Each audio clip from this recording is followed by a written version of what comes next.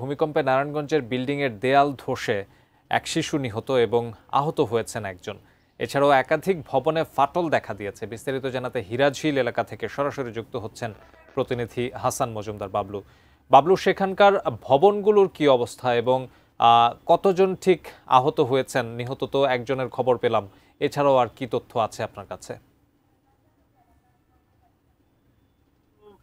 নারায়ণগঞ্জে 10:38 কিন্তু 5.2 মাত্রায় ভূমিকম্প হয়েছে এবং ভূমিকম্পের পর থেকে কিন্তু নারায়ণগঞ্জের বিভিন্ন এলাকার একাধিক ভবনে কিন্তু ফাটল দেখা দিয়েছে। অনেক ভবন হেলে পড়ে গিয়েছে, আবার অনেক ভবনের ইট সুরকি ক্ষয়ে গেছে। আমরা নারায়ণগঞ্জ শহরের বিভিন্ন জায়গায়, অর্থাৎ নারায়ণগঞ্জের যে জেলা উপজেলাগুলো রয়েছে সেই জায়গাগুলোতে আমরা খবর নিয়ে দেখেছি যে অধিকাংশ অনেক জায়গায় কিন্তু এই ঘটনা ঘটেছে।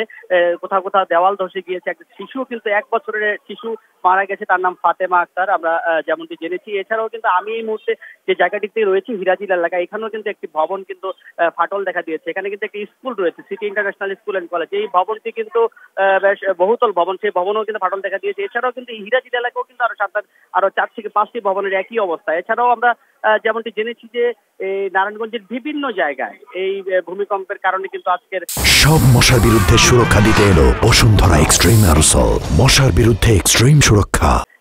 ফাটল দেখা দিয়েছে। সাধারণ মানুষের মধ্যে বেশ উদ্বেগ উৎকণ্ঠা। আপনি দেখতে পাচ্ছেন যে এখানকার যতগুলো ভবনে এই ধরনের ঘটনা ঘটেছে সবগুলো জায়গায় কিন্তু মানুষজন নিচে নেমে এসেছে এবং তাদের মধ্যে বেশ উদ্বেগ উৎকণ্ঠা বিরাজ করছে। তারা যদি বলছে যে আসলে আজকের এই ঘটনাটি আসলে বেশ ভয়াবহ তারা মনে করছেন। এছাড়াও কিন্তু আমরা বিভিন্ন জায়গায় দেখেছি যে এই ফাটল কিন্তু তারা রয়েছে এবং ভূমিকম্পের আরো একাধিক এই ঘটনাগুলো ঘটেছে। তারিক।